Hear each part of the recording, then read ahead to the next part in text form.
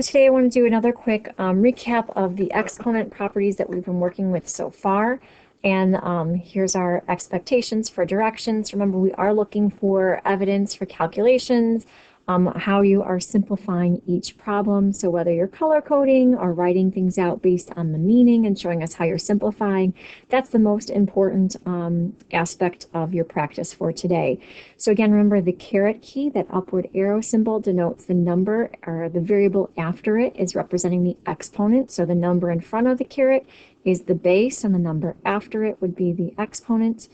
If you are working with a quotient or a fraction, make sure you're putting parentheses around the numerator and the parentheses around the denominator so we know how things are grouped together as well.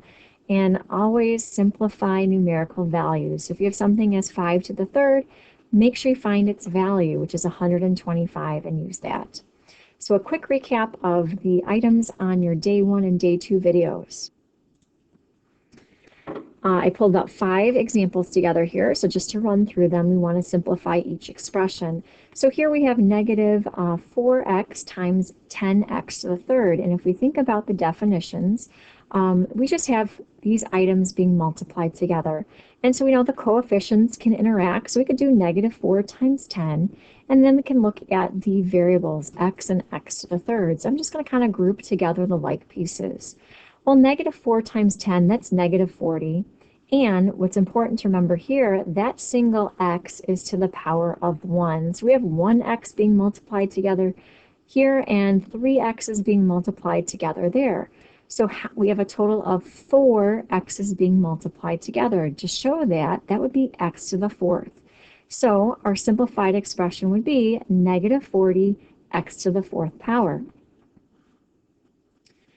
If we look at our next example here, we've got negative 14x to the second y to the third times 5x to the second y to the third. Now again, just because this has parentheses, it's not impacting what all of these are being multiplied together. Remember, these exponents on the variables only belong to the base directly in front of it. So this x to the second means it belongs to the x. There's 2 x's being multiplied together. Y to the third, that means there's 3 y's being multiplied together there. So I'm just going to rewrite my expression grouping the like items together. So my coefficients, then my x's, and then my y's to see what will happen.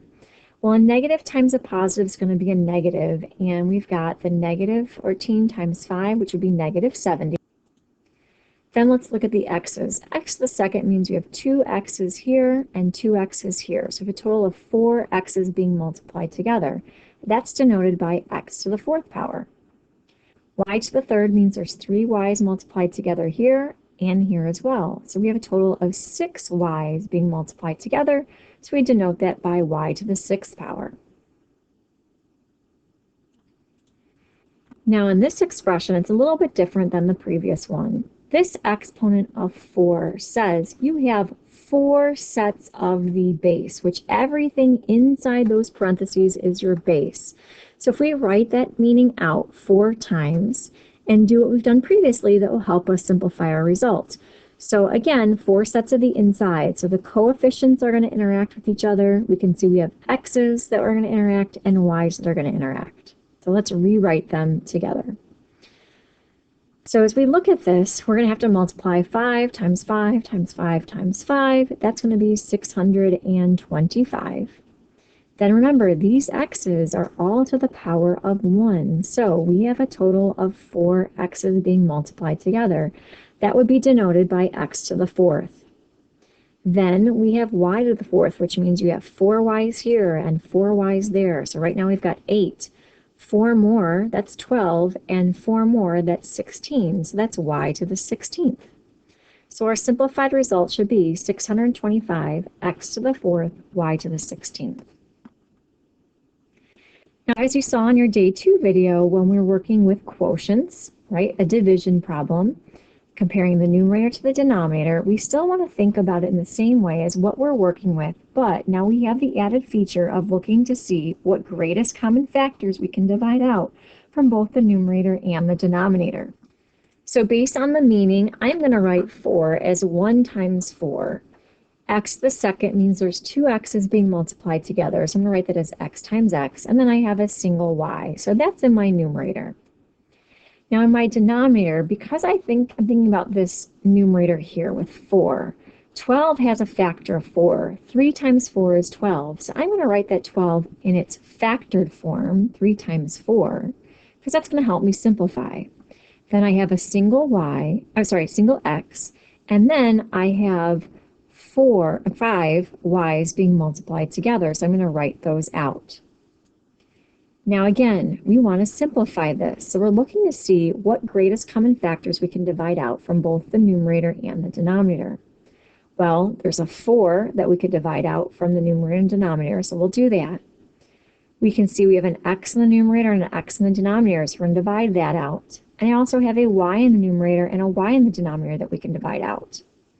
So what are we left with?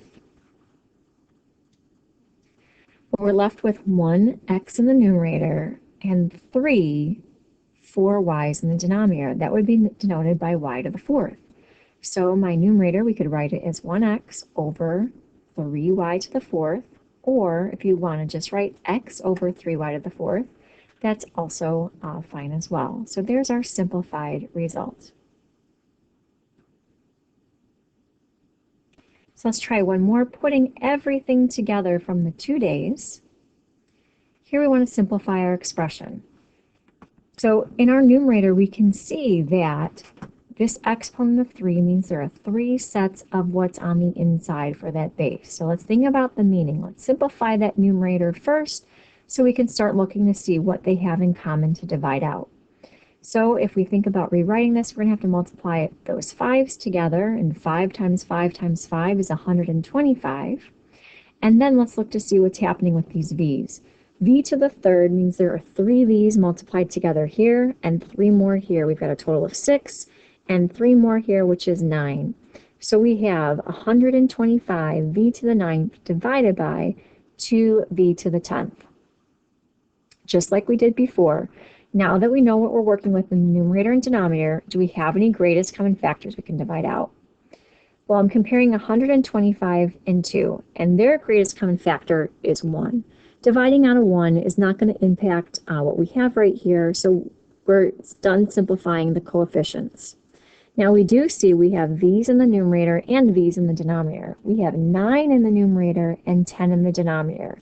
So we can very easily divide out some pairs of v's. How many can we divide out? Well, we can divide out 9 pairs, which means we'd be left with 1 v in the denominator. Therefore, this simplified result should be 125 divided by 2v. Again, we're not going to do anything else with the coefficients, because if you did 125 divided by 2, that's a decimal answer. And we know that we don't want decimals within our fractions, so we're going to leave it as is. It's 125 divided by 2v. So that was a quick review of simplifying your exponential expressions from your Ed puzzles from day 1 and day 2. You're going to do some more practice with your day 2 work here. You do have jumbled answers on the last slide to help see that you're on target. And as always, if you need additional assistance, please join the after-school tutoring link, or tomorrow first thing in class, please send your questions my way so we can address those before doing our next set of practice problems.